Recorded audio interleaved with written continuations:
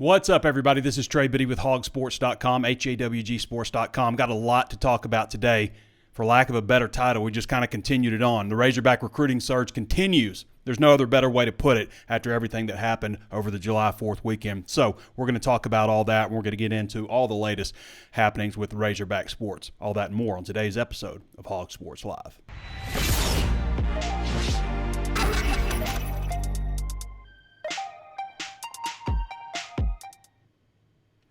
Now, before we get started, I want to remind everybody about our 2 months for $1 promotion. This is the last day of the $2 for 1 month promotion, okay? So you can't get the deal after today. Today is July 5th, 2022. It ends at 10:59 p.m. tonight. So if you want to sign up and get all the best Razorback coverage that you can get anywhere, insider stuff from Danny West on recruiting, insider knowledge from Curtis Wilkerson, everything that Andrew Ellis brings to the table and that I hopefully bring to the table as well, then you want to try out HawgSports.com right now. So it breaks down to 50 cents a month over the next 2 months. That includes fall camp. That includes SEC media days. Everything that's going on in recruiting breaks down to 11 cents a week, 1.6 cents a day.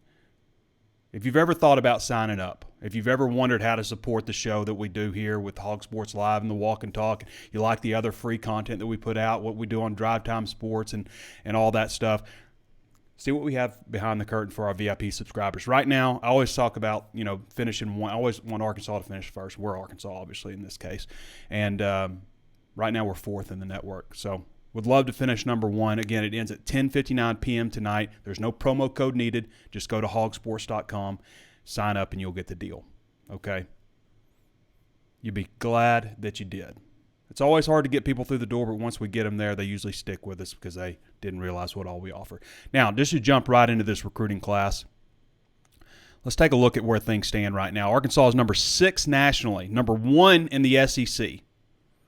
Some people say that might not stick, but when you look at the recruiting points, they have 227 recruiting points. That's more than they had last year when they finished 28. They had 217, and they only have 20 commitments right now. That would have put them at 22nd nationally last year.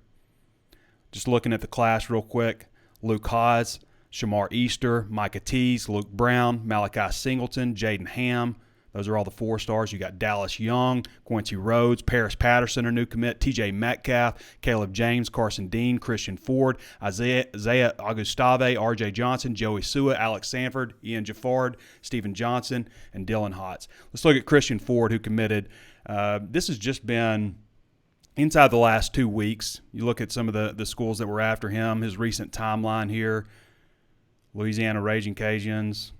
So you had Arkansas, Arizona, Illinois, a lot of other schools that offered him. Ian Jaffard, 6'6", 350-pound defensive tackle, number 73 overall prospect in the state of Georgia.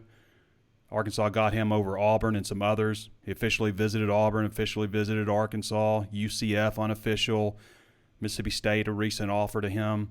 You look at the schools that had offered him. Of course, we mentioned Auburn there, Duke, Georgia Tech, Louisville, Minnesota, Mississippi State. RJ Johnson, another nice athlete. It looks like he might play cornerback. Danny says he might be up to 6'3", 180 pounds. Good-looking prospect there. One of the top prospects in the state of Georgia. Officially visited Florida before he committed to Arkansas. Officially visited Rutgers. Unofficially visited Georgia Tech. Duke, Florida. There's some of the offers. Georgia Tech, Indiana, Kansas, Kentucky, Louisville, LSU, Mississippi State, Ole Miss, South Carolina, UCF, Vanderbilt, Virginia, so on and so forth. Alex Sanford got him out of Oxford, Mississippi over Ole Miss, 6'3", 240. Number 8 prospect overall in Mississippi according to 24/7 Sports. Look at some of the recent activity for him. Officially visited Arkansas and then committed. As we mentioned, Ole Miss had offered. Tennessee, Auburn was the one that was interested, had not offered. A lot of schools that were close to offering him. Steven Johnson, 6'3", 330-pound defensive tackle. Number 74 overall prospect in the state of Georgia.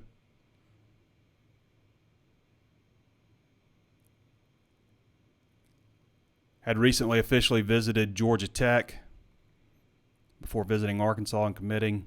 Maryland offered. Georgia Tech had offered, of course. Vanderbilt. Some of the schools showing interest. Auburn, Georgia, Tennessee. Anyway, some of the recent offers there before we get into what happened this July 4th weekend, okay? The first guy to jump on was TJ Metcalf. 6'1", 185-pound safety out of Pinson, Alabama. Number 504 ranked player in the country. This is a nice get here. Anytime you see somebody like ranked right around top 500 or so, ranked 87.87 or better as the star rankings go, then you know you got a really nice pickup. Penn State offered, Florida State offered, Michigan State. These are some of the schools that he officially visited. Mississippi State, Missouri, Ole Miss, Nebraska, Tennessee, Virginia Tech. I mean, when I'm hollering out some of those names, then you know. Take a little clip here. For those of you listening, what we're doing right now, listening on the podcast, on video, we're watching some of the highlights from Metcalf. They've done a nice job recruiting in the secondary, of course, you know, with safeties too. And, you know, it's like not necessarily some of these guys aren't necessarily like 4 stars, but still you're talking like guys that are ranked around 500 or so. And Metcalf definitely fits in that category. Dylan Hotz committed Friday night at about 6:30, July 4th weekend. It's a tough one to say. He's obviously the brother of Luke Hasz, who's Arkansas's #1 commit in the class. More of a reach recruit when you look at his offer list. The military academies, Tulsa, or some of the schools, Pittsburgh State, Sam Pittman's alma mater.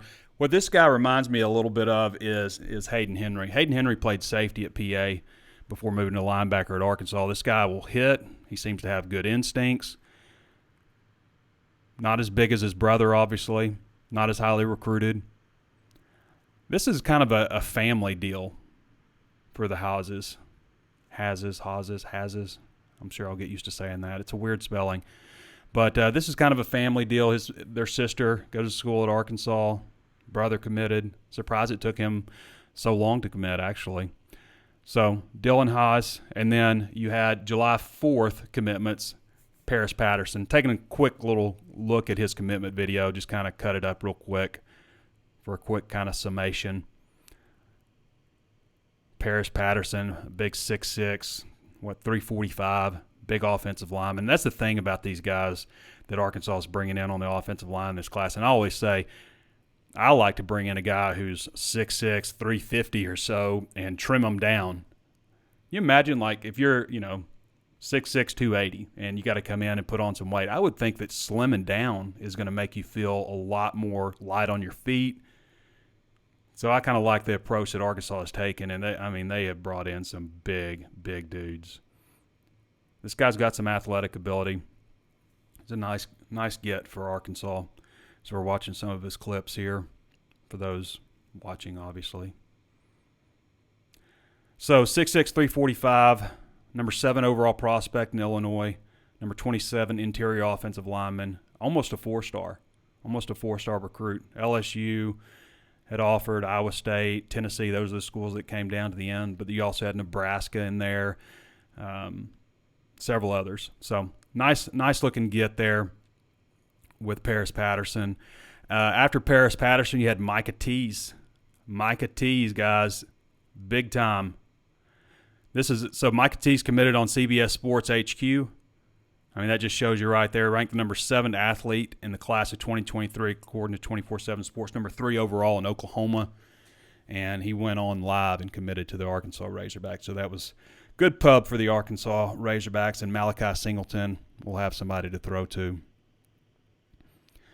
He's a number 133 player in the country, number 3 in Oklahoma, as I mentioned. Notre Dame, USC, Alabama, Oklahoma, Cal. Let's look at the complete team list real quick.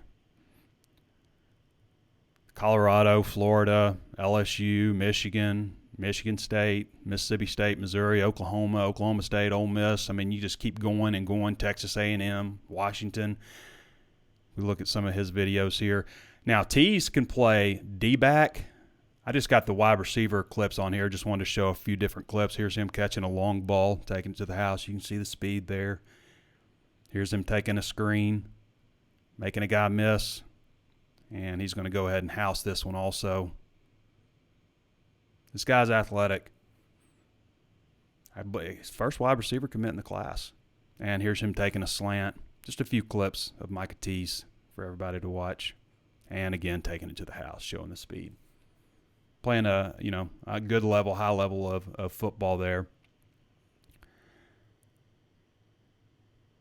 And the fade to the end zone. 50-50 ball. Even at 5'11".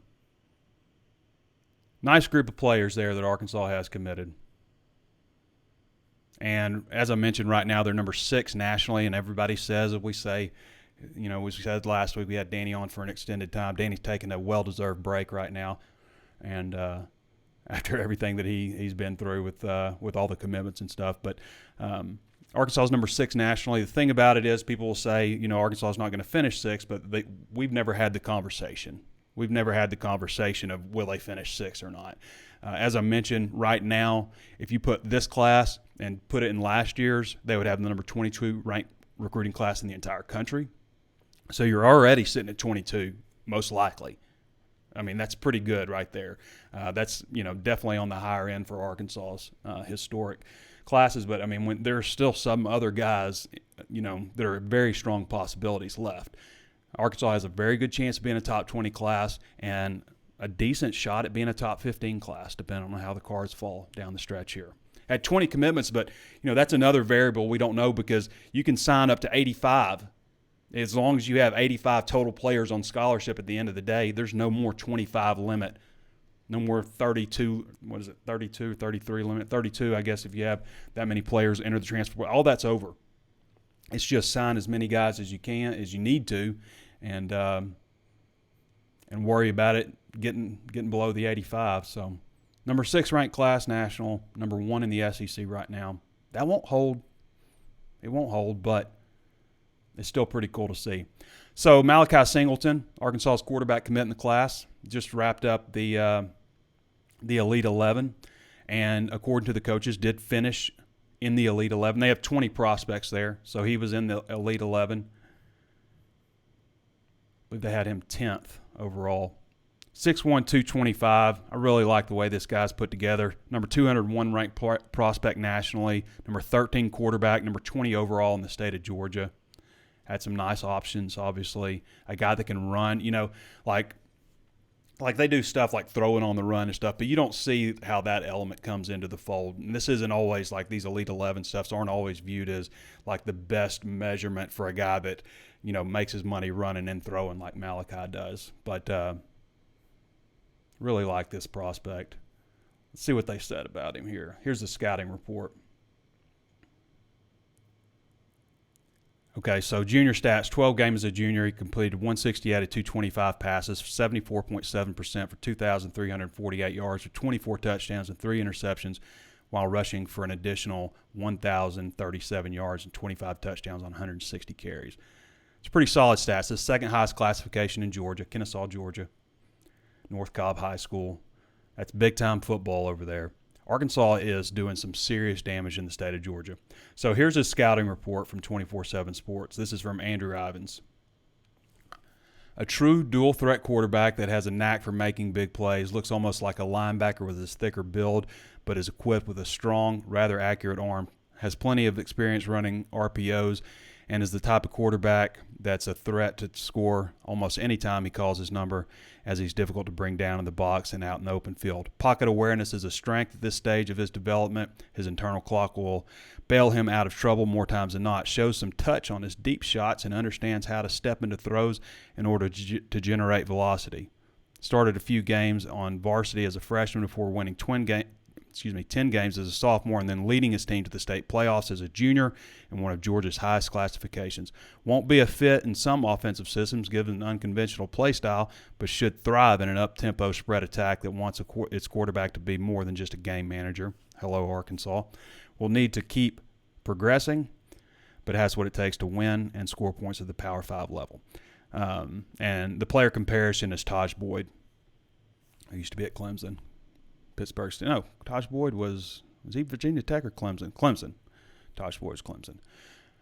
So, Mike Tees ought to like having that quarterback. I'm sure that's probably played a bit of a role in his decision to commit. Danny West came out with his top 10 highest rated targets that have visited Arkansas this year. I thought this was a pretty cool story. Roderick Kearney, offensive lineman. I don't know if Arkansas is really in the mix there anymore. Shamar Easter, number 9, who is committed to Arkansas. Number 116 national at tight end. I mean, he's higher rated than anybody got last year, and he's not the highest rated. Luke Haas is the highest rated commit on Arkansas's list. So you got a couple guys that are higher rated than anybody they had last year. Madden Sanker, Arkansas is still in the mix for him. He's an offensive lineman, number 108 national. I don't know if I'd say they're leading or anything. Marcus Deal, number 7 on the list, number 102 national. Arkansas's in the mix there for Marcus Deal, defensive lineman. Bo Hewley on offensive lineman, 90 nationally.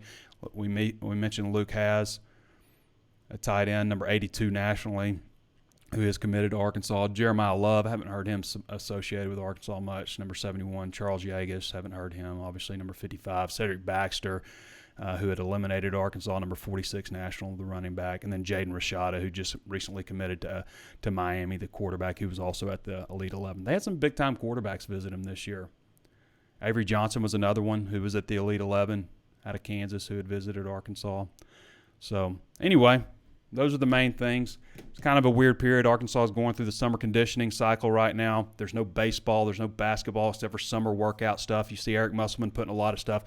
Curtis Wilkerson's put out a lot of great basketball content here lately that you can check out at HawgSports. Again, a lot of Curtis's very in-depth stuff is VIP. So we have the 2 months for $1 deal right now. Again, it's a cool time to check it out because there's a lot of stuff gearing up for the summer months. Still plenty of recruiting stuff going on. Obviously, the camps have wrapped up. It's a very short lull here, though, because you've got SEC Media Day starting, the 18th? I believe that's the day that I fly out.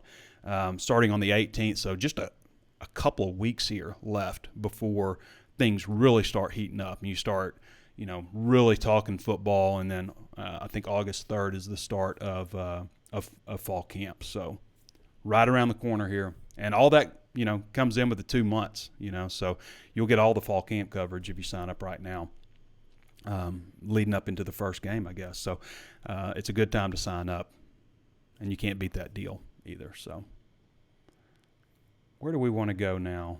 We want to go to some questions. I kind of zoomed through all that recruiting stuff. Chris Dawson says we need some hog spaces on Twitter. Okay.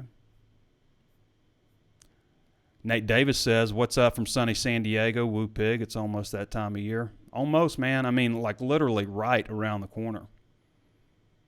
It'll be here before you know it. And then the season will be over. That's how it goes.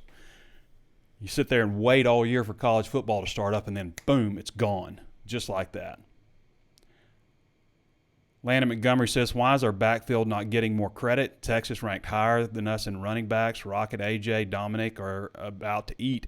I saw that too. I saw I saw a list come up. So we don't post everything on our Facebook page. I think a lot of people think we do. We have a lot of stuff from the national desk, and most of it's great stuff. Every once in a while there's something that might be a little clickbaity or just has nothing to do with Arkansas at all. And I'm just and we appreciate those guys because generally most of the stuff they do, but every once in a while there'll be something I'm like, eh.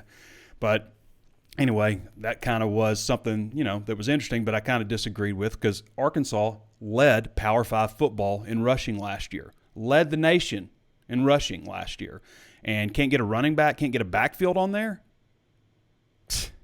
I don't know about that. I don't know about that list. And that's our guys. But, yeah. I think that you got to be, anyway, I think Dominic Johnson has a chance to have a really good year. Rocket Sanders too. AJ Green could be like the surprise player. Like he could be the guy that, people aren't talking about quite enough that just really explodes onto the scene. Wouldn't surprise me. Ryan Horn says, so pumped about this class. Who do we think is going to be the most impactful player from this class? It's a good question. It could be Haz. It could be him because, obviously that's an easy answer because he's, he's the top-rated guy, but there's a chance you could lose Trey Knox after this year. He has another year to come back if he wants to, but there's a chance you could lose him being a senior. And, you have Hudson Henry who, has a lot of talent but hasn't really exploded on the scene, so it could be him. Could be Shamar Easter. That's some great tight end. I mean, I could see them using those guys, like getting them all. Jaden Ham also is another 4-star tight end in the class, like spreading those guys out different ways, putting them all at wide receiver. I mean, you could do a lot of different things.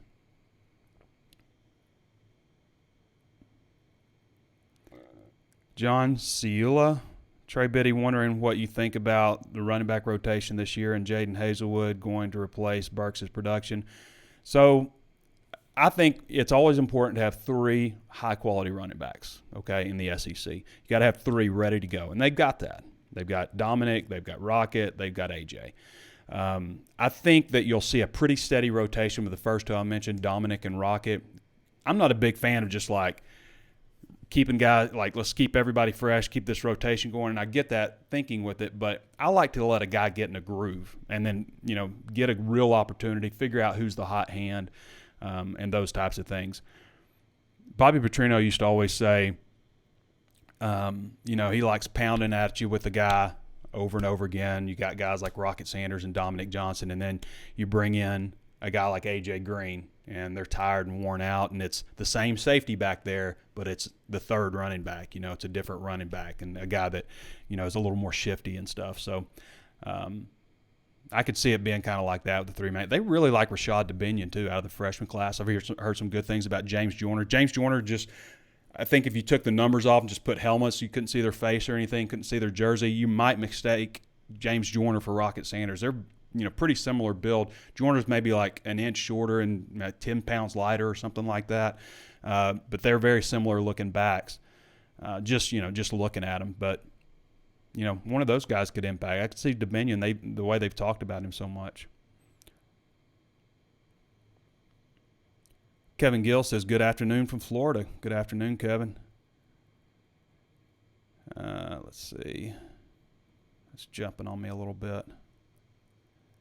Also says, Trey, are the Cincinnati Bearcats, who are coming off a loss in the college football players, being overlooked in game 1? Maybe. I mean, there's certainly a sense that, they're not Power 5 and stuff. They will be, but they're not Power 5 right now and all that kind of stuff. But they lose a lot of guys. I think they lost, 9 players or something. They lost a ton of guys, including their quarterback. They got to come to Fayetteville. So there's a lot of things I think people are saying, well, all these reasons are why Arkansas will win. But Cincinnati has been a strong program for a long time. I mean, going back to,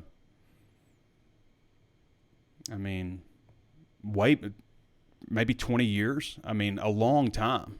And they're nothing. I think it's going to be a game. They're used to winning. It's a program that's used to winning. It's not like they have a coaching change. They still got the same coach. I think there are a lot of reasons not to, I'm not going to say be concerned, but just be not be overconfident about this game. Arkansas's got a lot coming back too.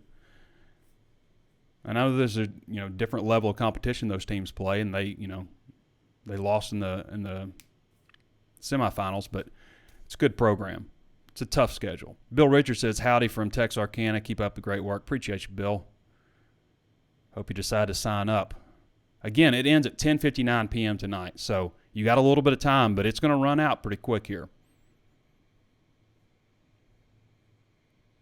Chris Dawson says we need some I read that a minute ago. Tommy Adkins says Trey is the best to keep us updated. Appreciate that, Tommy. We got a whole team. We got a great team to keep you updated. Andrew Ellis, Curtis Wilkerson, Danny West, they all do a fantastic job. And our VIP forum, the Razor's Edge, for those of you who aren't familiar, one of the most active message boards in the entire country on 24/7 Sports. And there's a lot of great posters on there, a lot of great insight. It's not just stuff that we bring, but stuff that other people bring. Anyway, thanks, and looking forward to the football season and the walk and talks. We'll be bringing the walk and talks back. We will be. Chris Dawson says, repping Fort Smith, thinking a 10-win season. I'm not putting it past Arkansas. If we want to look at the schedule real quick, let's look at it. Arkansas football schedule.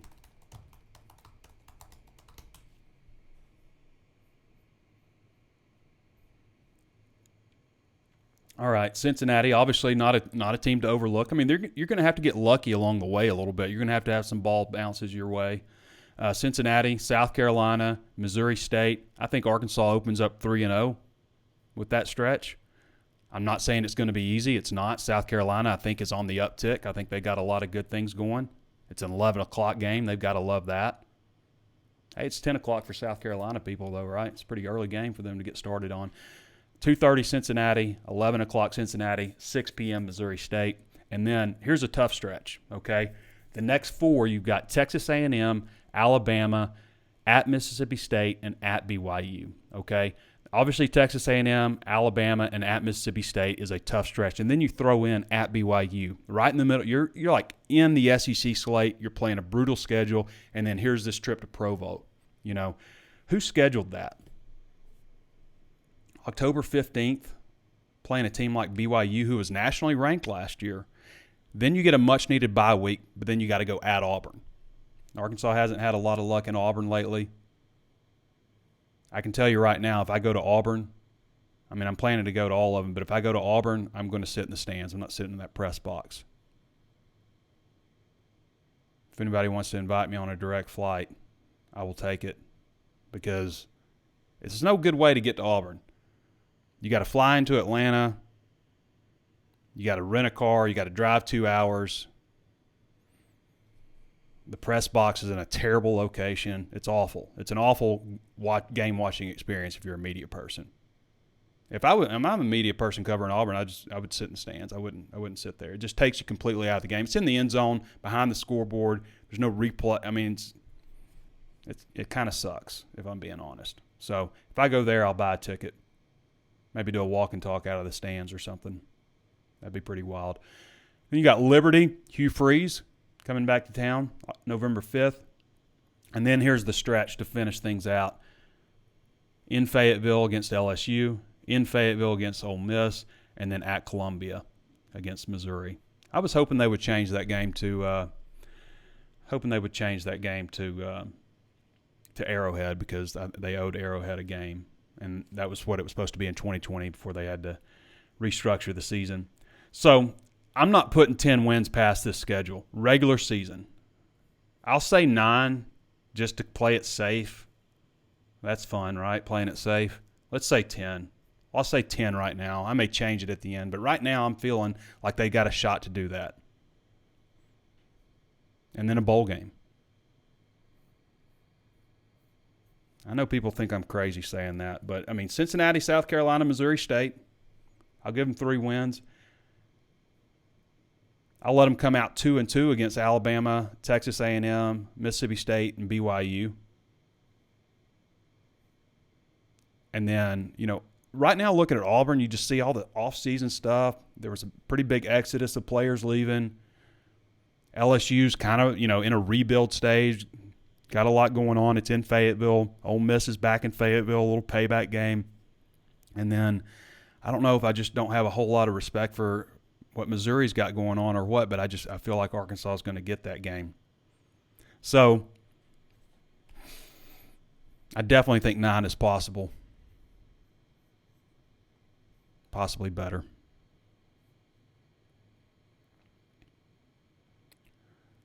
All right, where are we at? Lost my spot.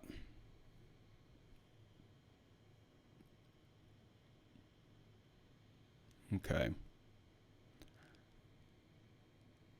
Dennis Mitchell says, I love the class. Then I look at the conference recruiting and it tempers my enthusiasm. Yep. I mean, here's the thing. A lot of these schools that Arkansas beat, I mean, Arkansas used to be 500 against Auburn. And Auburn always had a better recruiting class. Until this last stretch with Nick Saban at Alabama, they were like 500, you know. They had a pretty even schedule, always being out-recruited by Alabama. Texas, you don't think Texas is out-recruiting everybody? They hadn't had anybody drafted in the last 2 years. You don't think they out-recruited Arkansas? Arkansas blew their doors off last year. That's important, obviously. Recruiting rankings are important. But you got to have culture. You got to develop the talent. You got to make great evaluations. Sometimes talent just is enough. Sometimes it's attitude. Sometimes if you got a culture problem in your program, it does not matter what you recruit. It doesn't matter.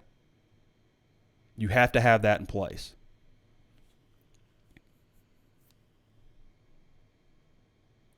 Dustin Hoofman says, there was a question earlier that I think I forgot the end about if Jaden Hazelwood could replace Burks' production. I don't know if I'm willing to say he will do that, but I do think with the group of guys that they have, I think they've got overall – don't you like this receiving core better? And it's nothing against last year. It's nothing against any of the guys, Tyson Morris or any of those guys. But when I look at the class, the group of wide receivers, and I see – Jaden Hazelwood, Keytron Jackson, Warren Thompson, Isaiah Satania. When I'm looking at this whole group of wide receivers and some of the other young guys, that are coming up, I like the overall talent level better across the board than I did last year. Now, the cream at the top was Treylon Burks, and I'm not sure that they've got that, but just across the board. So I think they'll be able to make up for some of that, playmaking ability that Burks brought by just having a little bit better even distribution of good quality talent across the board.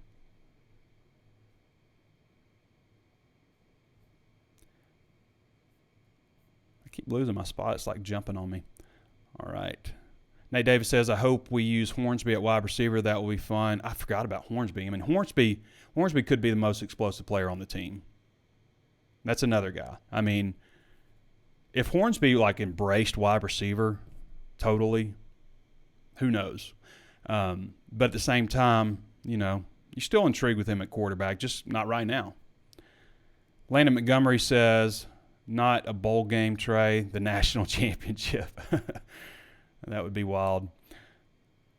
Landon Montgomery also says, who's our breakout true freshman this year? I think Satania will be. I just think he has a real opportunity to slip in there and be, among the top 60. I think the good thing is you're not really asking anybody out of this freshman class to be that. Now, if a guy emerges and he's just like, there's nothing you can do to stop this guy, can't keep him out of alignment, that's great. But there's nothing like, man, they're really going to need this guy.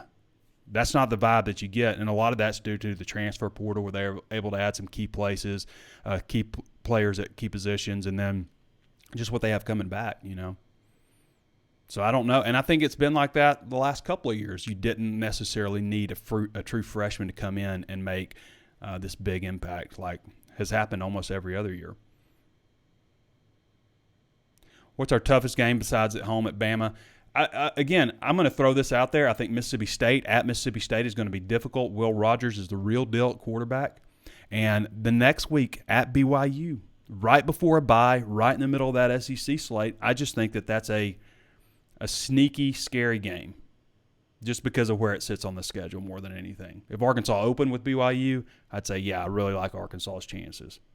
But BYU, place they've never been, team they've never faced, right where it sits on the schedule, sandwiched, right after that tough stretch of games. I don't know.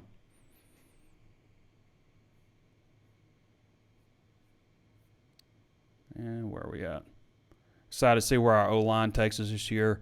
They've got a good offensive line, I think. I mean, I said last year I think they'll be better than half the offensive lines they face. I think that probably this year we might be talking more like better than half the defensive lines they face. I think this year they will be better than most. You got 4 returning starters, Ricky Stromberg in the middle, Dalton Wagner at right tackle, Bo Limmer at right guard, Brady Latham, who may be the most versatile of them all, at left guard, and then Luke Jones, Takius Crawford. I think that's the battle that you see when fall camp starts. By the way, I assume we're going back at SEC Media Days to 3 players. Last year they did 2. They were both seniors. Who do you think that Sam Pittman should bring? I'll tell you who I think. I think you take Bumper Pool. He's a super senior on defense. And then on offense, I think, Ricky Stromberg is probably the guy that's getting the most accolades. So he is a senior. But you also have Dalton Wagner, who is a super senior, multi-year starter. If it's me, I take the guy that's, getting the most preseason accolades, and that's Stromberg, Bumper Pool on defense, and then I take KJ Jefferson. And I hope that Pittman doesn't decide to just take all seniors.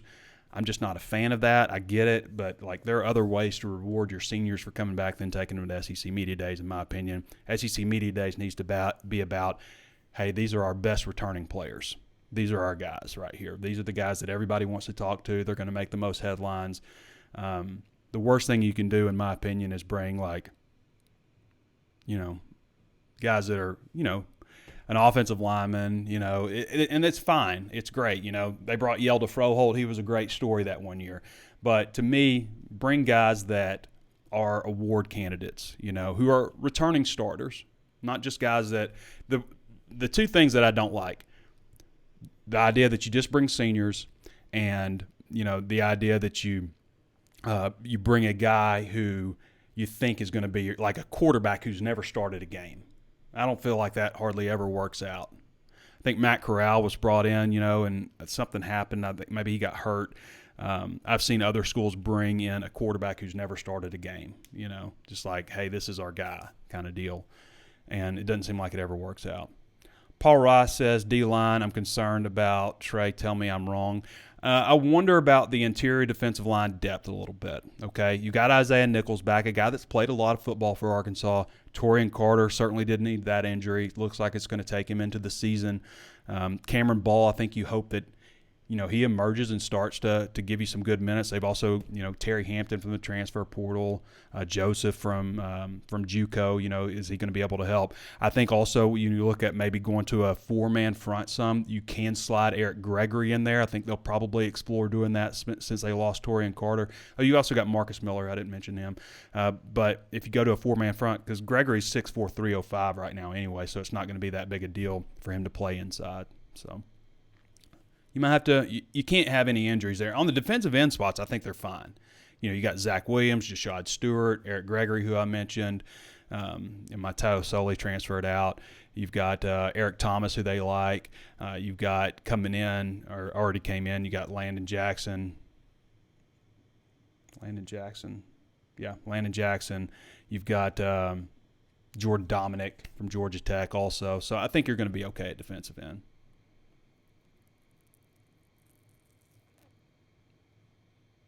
Who do you expect to provide pressure on the quarterback this year? I think Jordan Dominic's got to be your guy. I think Zach I'm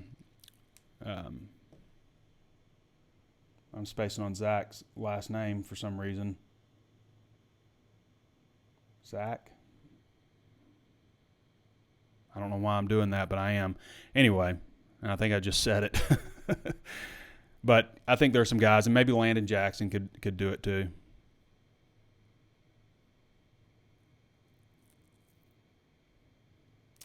Paul Rice says the linebacker room and O-line room has gotten better since Bielema and Chad are gone 5 years ago. We had no depth at either. I still worry about linebacker depth overall too, Paul.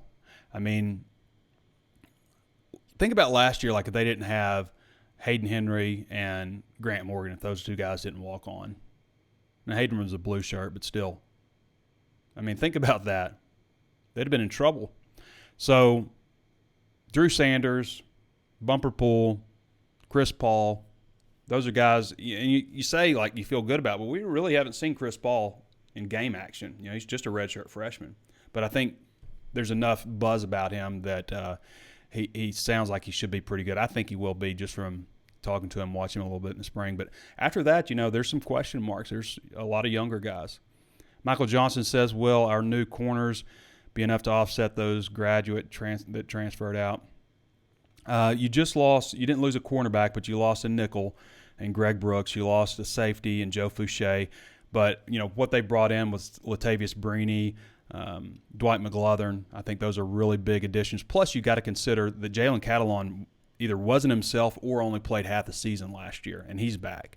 Everybody's a year older. I think you're going to be okay. And I really like what I've seen from Malik Chavis in the offseason. I think he's got a shot to push. Ladarius Bishop really didn't make any noise in the spring because he was coming back off an injury, but that's a guy that started several games for him last year. Hudson Clark's back. You've got some bodies back there at cornerback, plus the addition of McGlothern I think is big. Destin Hoofman says, do you think we'll use more option plays with Jefferson having the opportunity to run or pitch? Maybe. I think you just see RPO. I mean, that's basically what that is. But they run a ton of that last year anyway, maybe and bring Hornsby in off the edge. I think you'll see Hornsby and Jefferson on the field quite often. I think we're going to see Hornsby a lot at wide receiver, but I also think we're going to see them do things like with end arounds and shifting him over at quarterback, moving KJ out to wide receiver, a lot of stuff like that I think you'll see. Okay. I think we answered them all. I think we covered everything I wanted to cover. I want to say congratulations to Keith Grayson, also our good buddy on the show.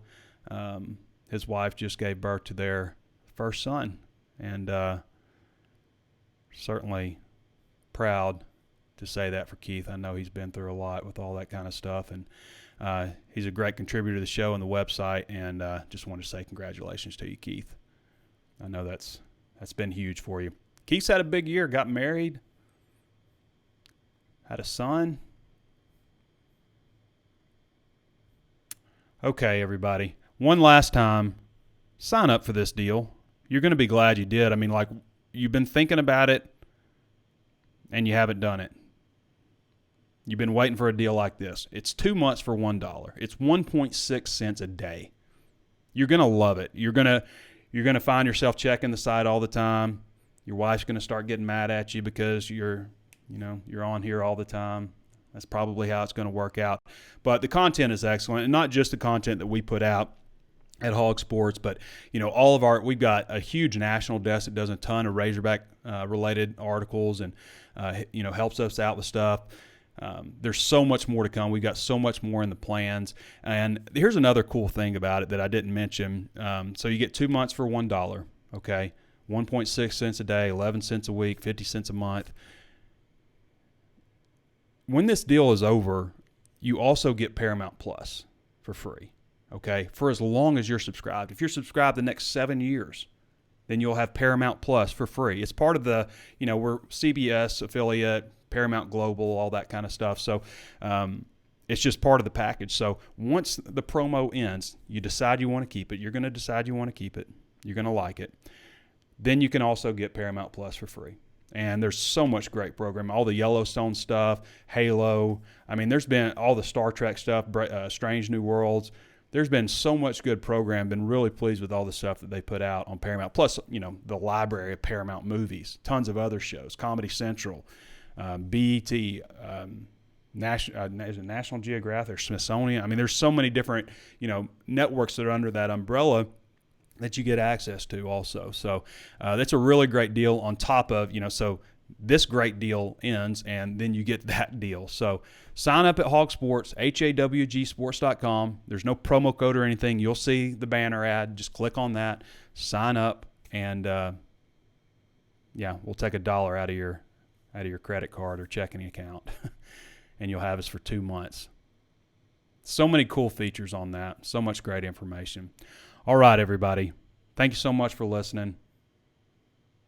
Thanks so much for being a part of that. And I don't mean just like for our subscribers. Obviously, our subscribers we hold in very high regard. We want to make sure we take care of them. But appreciate all you guys enjoying our free content as well, because we do put out free content. Stuff with our free content, aside from videos and stuff like this, is a lot of that stuff, stuff you can get elsewhere. We take our VIP stuff up a notch, and it's something that we feel like you can't get anywhere else. So, all right, everybody. I want to say I appreciate you joining me. It's getting to the part where I can barely talk. I've been going straight. We didn't have any guests on today. It was just me talking for 45 minutes. So I want to thank you for joining us. Sign up at HawgSports.com, and we'll be back with you guys next week. Back with you guys next week. All right, everybody.